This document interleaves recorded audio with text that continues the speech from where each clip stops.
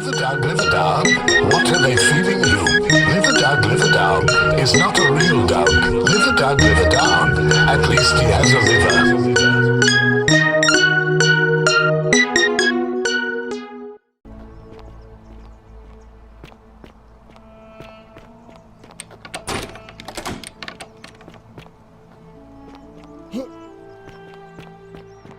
Citizen.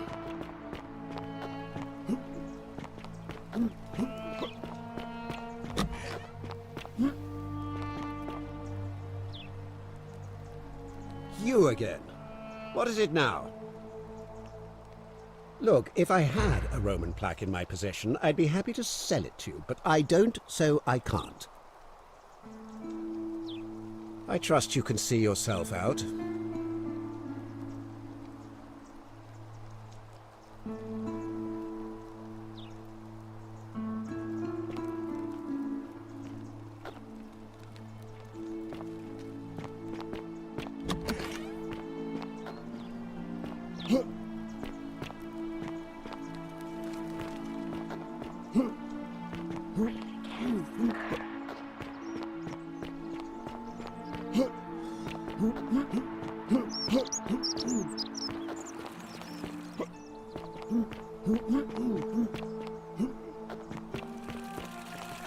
Citizen.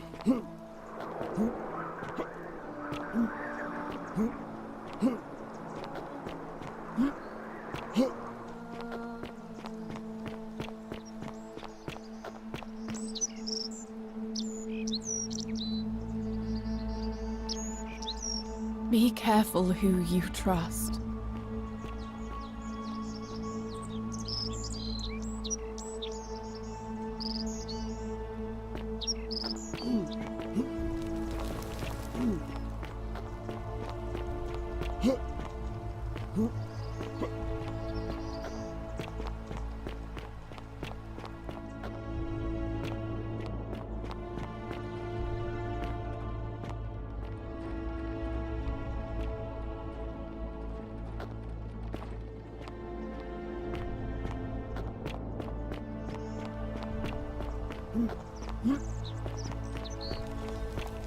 Salve, friend.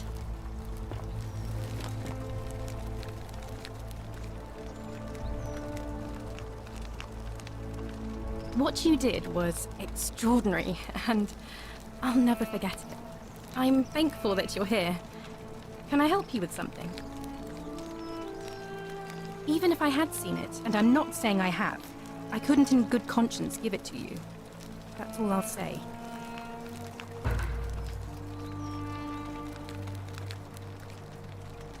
Ah, that's a shame.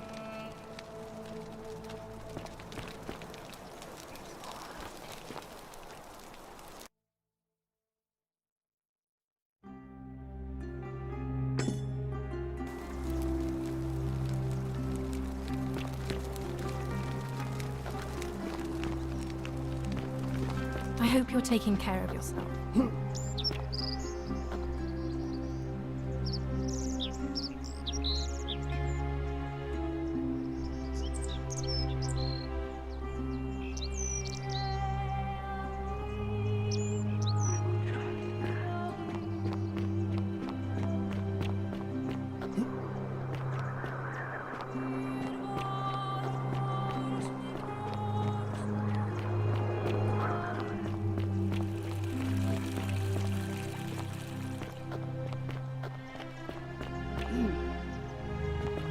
Be careful who you trust.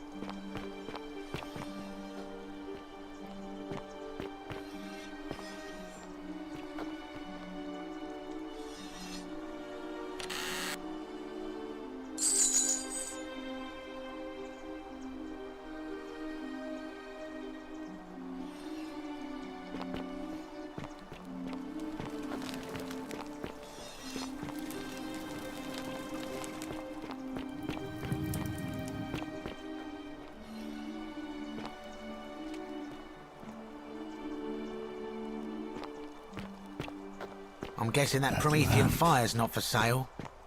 Not bad. Not bad at all. Well, isn't that an impressive trinket? Ah, you're here. And there's a... Oh, I see. You prefer the company of men. Maybe you should go and make friends with Virgil instead. I take back what I said. Let's just... Not for a few weeks now. Last time I saw him, he was sitting at a table with Georgius, whispering about some job. I remember because they kept looking over their shoulders as if they didn't want anyone else to know. So, naturally, I hovered. The one word I kept hearing was vanishing, and then, the next day, Kabash just disappeared. Coincidence? I think not. All right, see... Citizen. Ah, back again, I see. Malleolus. I mean, Sentius couldn't even keep his daughter safe. I'm afraid some people...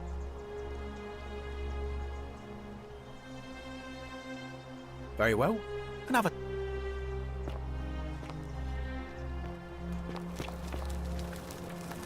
Friend, you have given me hope.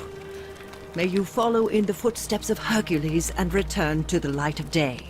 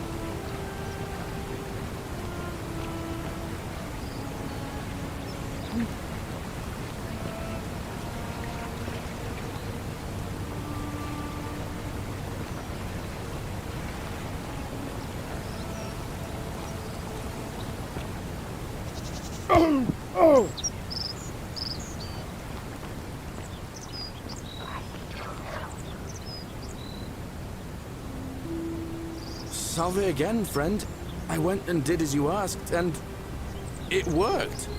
How is it possible that you've just arrived here and you already know everyone and exactly what's about to happen to them?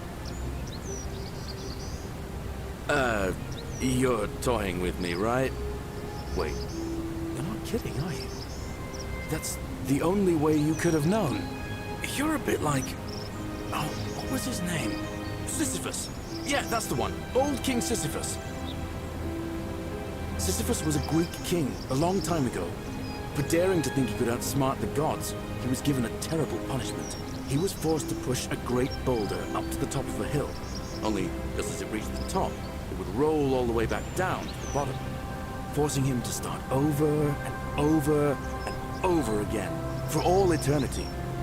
Just like you. Actually, now that I think about it, there are a bunch of old stories about the gods punishing people by making them do the same futile task over and over. Tantalus was made to grasp at fruit on a tree he could never quite reach. The Pleiades had to keep fetching water in a sieve. Oh, and Ixion was strapped to a wheel going round and round forever. But, on the bright side, at least you're not stuck in the underworld like they all were.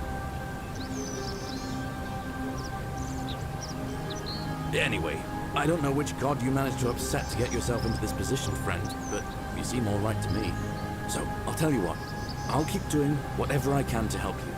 And you just focus on finding a way to break the cycle you're in.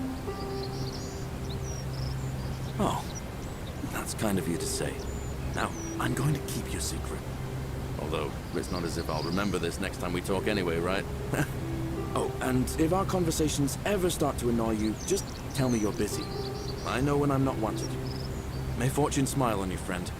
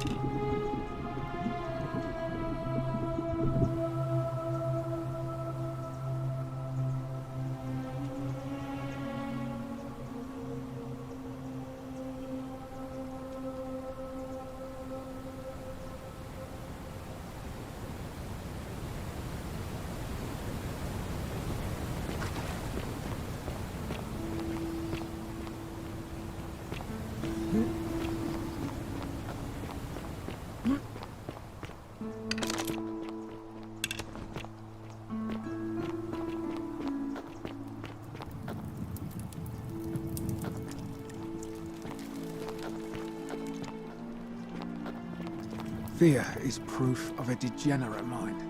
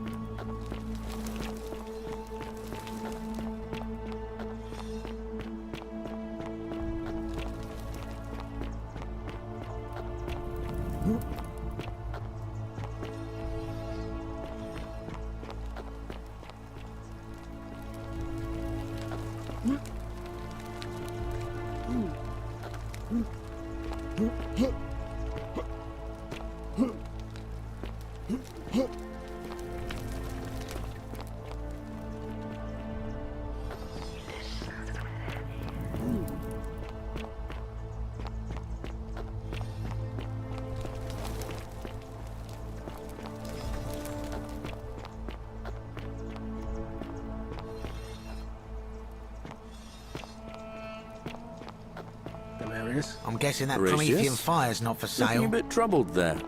That Still lamp. no sign of Scintilla. And I haven't Not slept bad. right in 3 weeks. Well, Bad at all. Don't isn't be too that an hard on yourself. impressive trinket? From what I hear, nobody saw it coming. Anyway, I thought you Stoics weren't supposed to worry about things you can't control.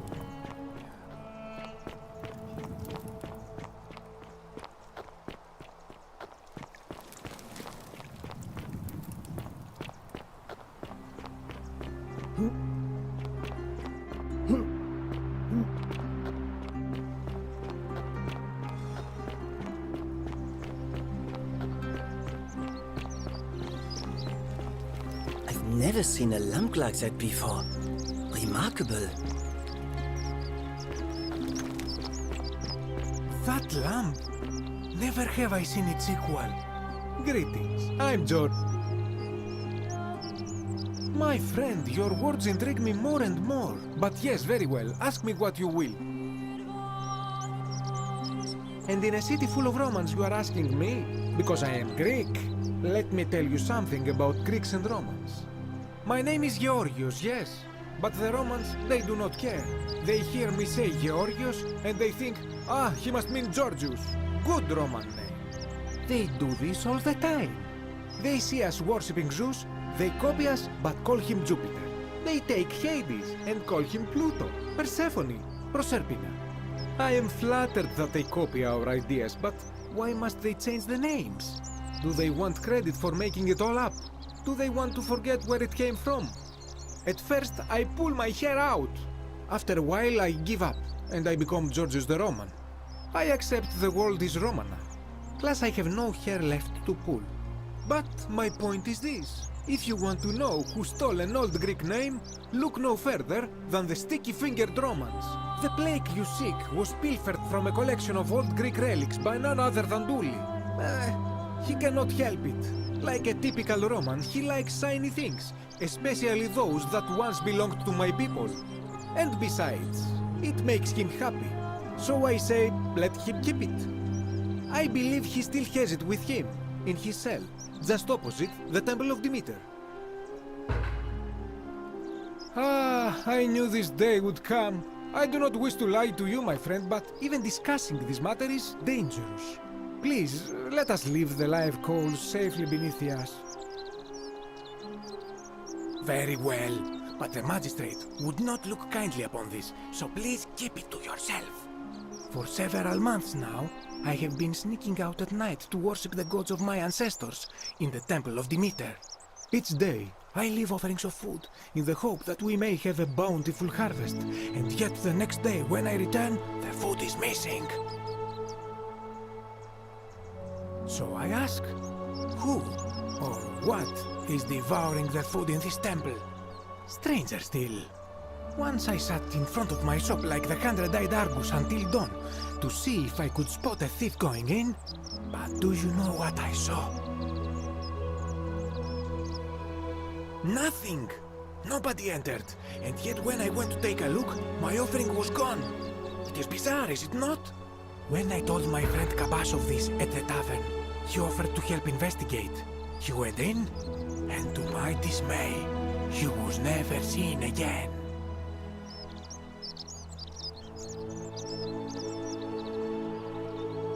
It is the only Greek temple in the city.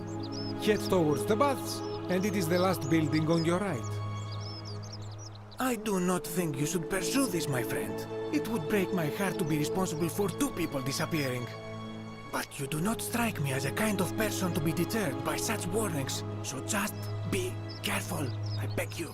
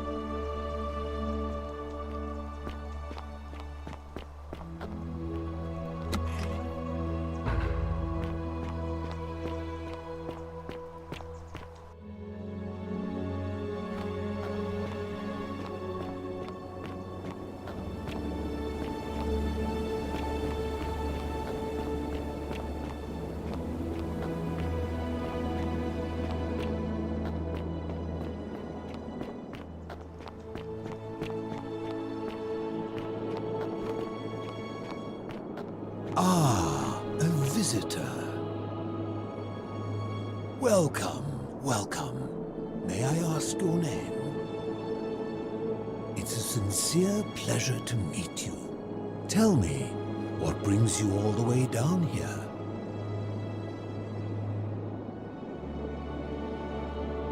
Ah, Kabash.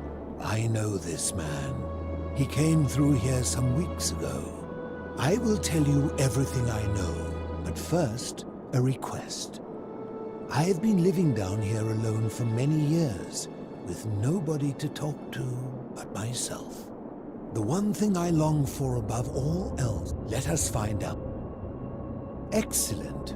I see you are indeed quite astute. Very few come to that realization before their time in the sun is over. Now, will you join me in a friendly Socratic dialogue?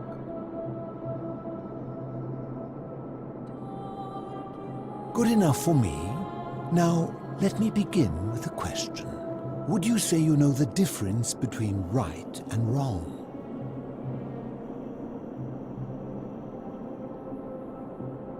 You are an overthinker too.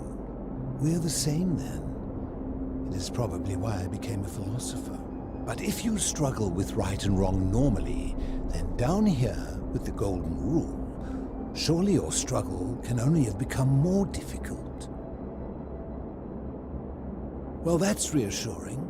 And the truth is, you're not alone. You see, out there in the world, being uncertain about right and wrong was acceptable, because our mistakes rarely had consequences.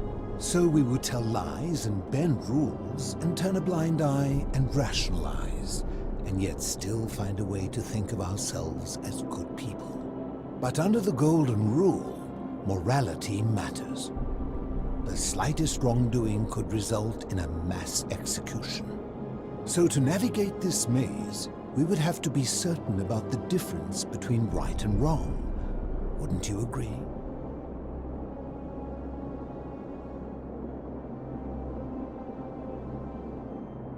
That is an excellent question, and it leads directly to my next line of inquiry. So let me ask you this.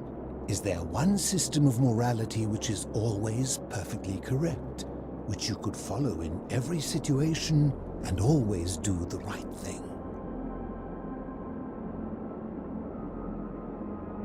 Are you sure? Or is it possible that humans simply haven't figured out the right system yet?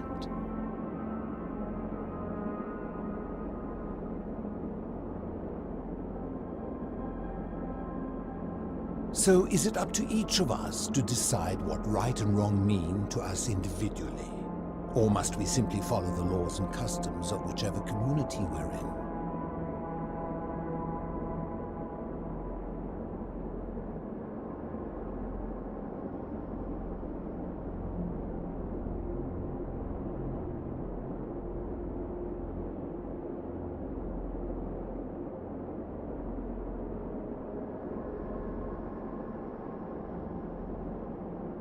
So if a man feels that stoning to death his unfaithful wife is right, then is it right?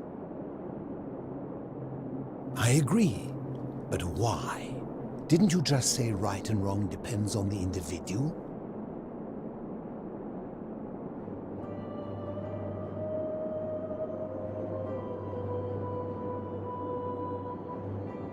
I see. So you get to decide right from wrong. The people who see things differently are not allowed. What makes you special?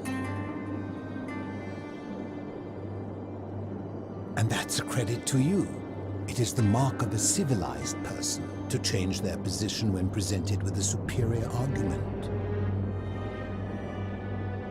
My point is this. I don't think anyone alive truly knows any hard and fast rules about right and wrong.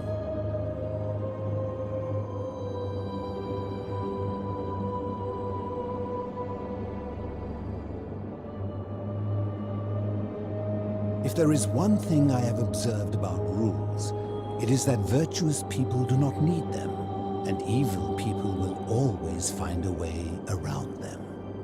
And so we must accept our limitations, and and the sad truth that no human society will ever achieve the utopia for which it strives. In mathematics, we would call it an asymptote, a line that can be approached but never reached.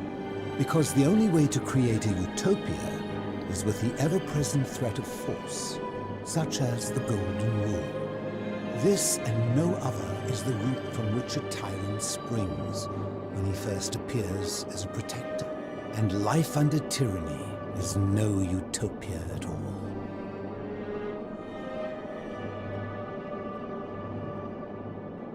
I'm glad to hear that. In any case, thank you for humoring an old man. I would be happy to answer your questions.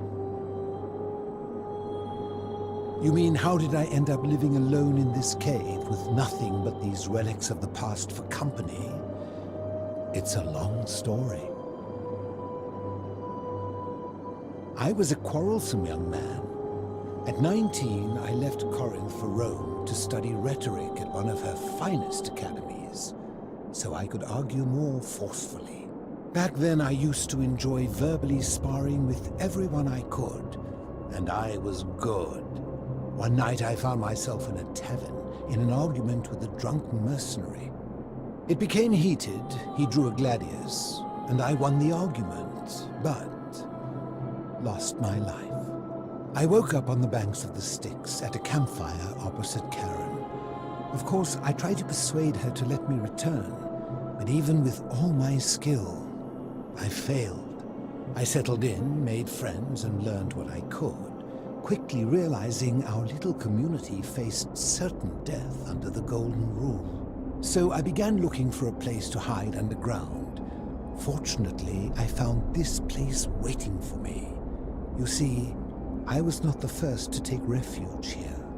I returned to my friends above, persuaded them to join me, and 12 of us descended for the last time to live out our days hidden from Hades' tyranny.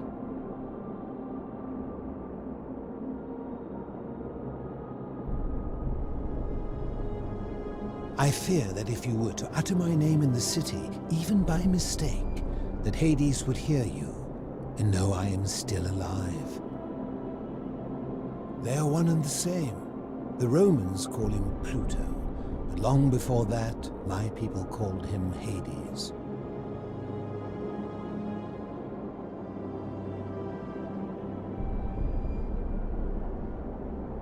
Living in darkness is not without its challenges.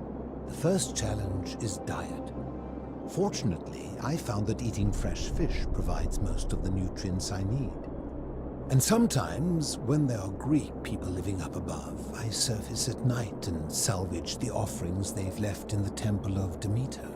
The greater challenge is the isolation, so I like to imagine arguments, where I argue both sides.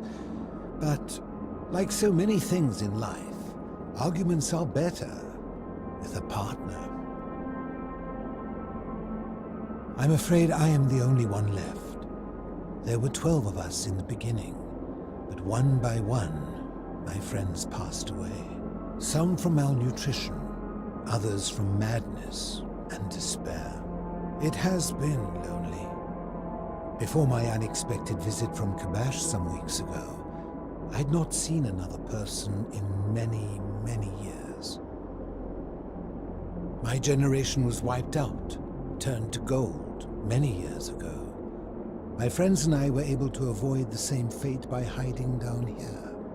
I think it's safest to assume that if I was to return, Hades would realize that his furies hadn't finished the job, and he'd send them after me again. As you wish. Did we not discuss it at length already? Oh, I see. You're toying with me. Ha!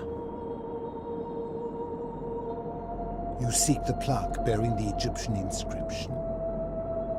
It is a cursed object, and I would be happy to give it to you if Kabash had not already taken it. I will tell you, but you may find him hostile. To prepare for your encounter, there are certain things you must know. Very few know this, but before the Romans came to this city, it was once entirely Greek. the architecture, the temples, and the people.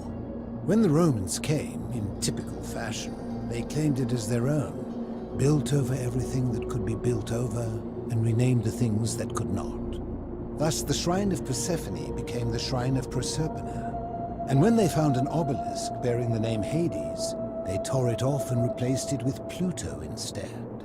And the city's dwindling Greek residents, witnessing this compulsive Roman conquest, decided to preserve what they could of their heritage.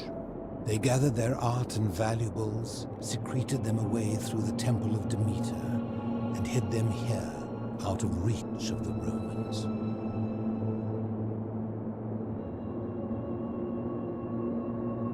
However, there was one thing that always seemed out of place to me, and it is the very thing you seek. An even older plaque bearing an Egyptian inscription. We had no idea until years later, when the first of my friends began to die. As a result of their deaths, we began to dig catacombs branching off from this cavern to lay them to rest. We extended the tunnel so far that we accidentally discovered another, an even older tunnel, which somebody had gone to great lengths to keep hidden. Suddenly it made sense why there was an out-of-place Egyptian plaque among our people's possessions. You see, we proud Greeks had thought the Romans beasts for stealing and corrupting our heritage. But it turns out this game has been going on much longer than any of us imagined. I think it is best you head through the catacombs and follow Kabash's trail. There are certain things you must see for yourself. Take this key. You'll need it to open the gate. Ha! If I did, would I be living like this? I enjoyed our chat, but please, keep my presence here a secret, yes?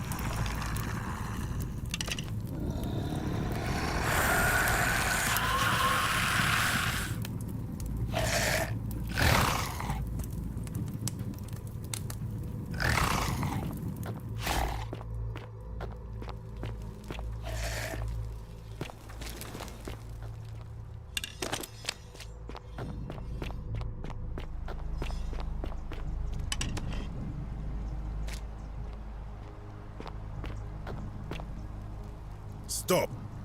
Do not come any closer. Who are you? I am Kabash. And let me guess, another Greek or Roman come to loot and plunder the resting place of my ancestors, Trousers, boots, curious here. No, I suppose you do not. Then what do you want?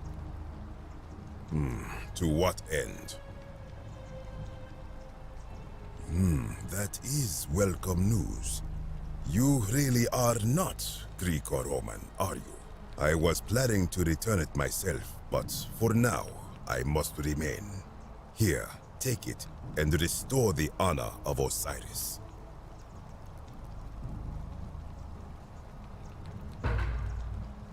Now, as for the other plaque.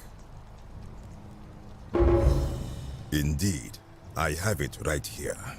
I stumbled across a collection of dusty curiosities while searching for a place to hide from the hungry children of Amit, and there it was. You may not. In fact, I am about to destroy it. Because it speaks a treacherous, blasphemous lie. I will tell you, but first, do you know what this place is? Indeed, and I see you know our history. This is the Duat. See what has become of it. I have been down here for weeks, piecing together its story, and here is what I have learned. As Egypt declined and the Greeks had their turn to flourish, their souls came here in great numbers, but instead of adopting our ways, they copied and corrupted them. When they found the obelisk bearing the name Osiris, the true god of the underworld, they desecrated it, removing his name and replacing it with Hades. Even the ferryman of the dead, known to my people long before as Kerti, they renamed to Keron. As if that desecration was not enough, they built over this place, using it as the foundation for their own underworld, so that ours was forgotten. My only solace is that the Greeks then suffered the same fate when the Romans rose to power, renaming Hades to Pluto, and the cycle began anew. I am glad to hear it. Which brings me to this other, fourth plaque. It is inscribed with a script I do not recognize, but it is ancient, almost as if it is older than the plaque bearing Osiris's name. But if that is so, it would imply the gods of Egypt are mere imitations too, copied and corrupted from an ancient people who prospered even before us, and that my people did to them what the Greeks and Romans did to us. But this I cannot accept. I sense a deception. Perhaps it is the work of Set, the usurper, seeking to undermine Osiris once more. You will never know. This work of sacrilege must be destroyed, thrown into the black abyss below in Osiris's name.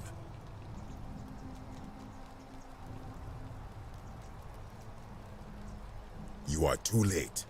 It is done.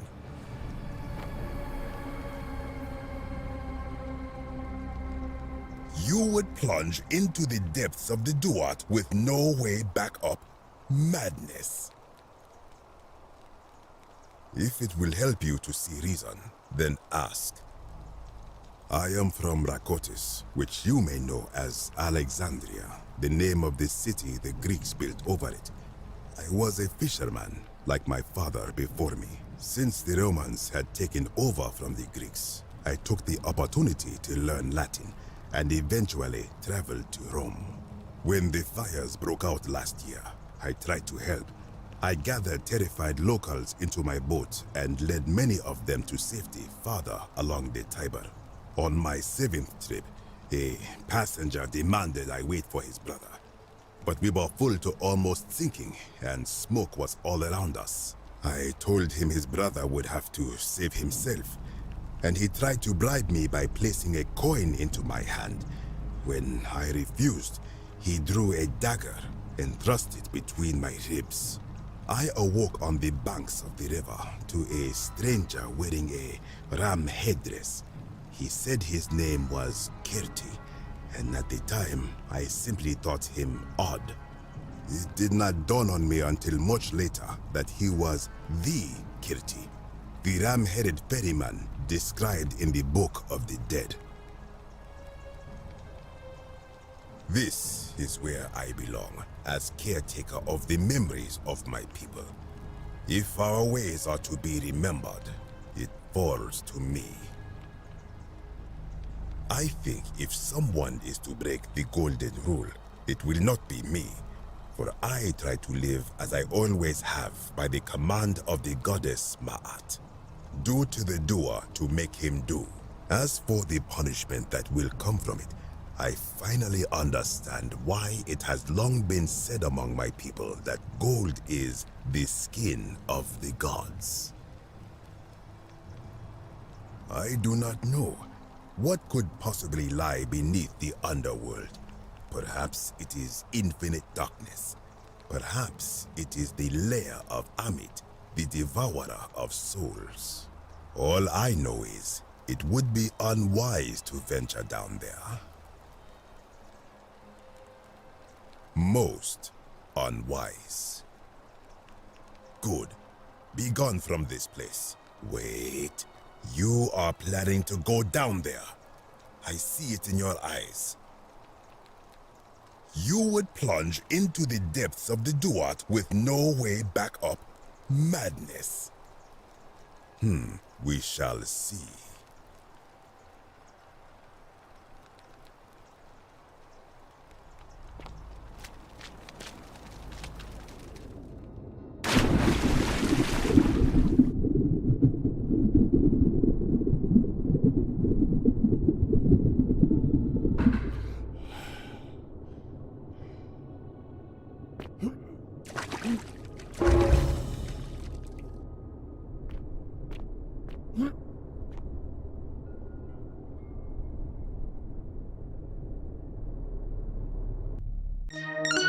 Live down. What are they feeding you? Live down is not a real dog. Live down. At least he has a liver.